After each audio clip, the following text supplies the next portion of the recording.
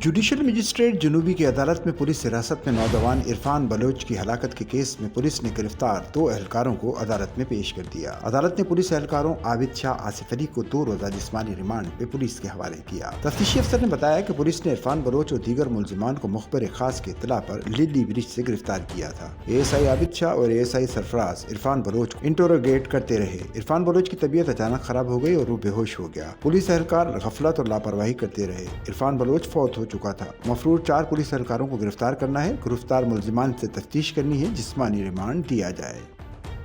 Sachal news network की videos में खुशामदीद। नाजरीन, वीडियो से मुतालिक अपनी कीमती राय का इजहार कमेंट बॉक्स में ज़रूर करें और चैनल को सब्सक्राइब करें।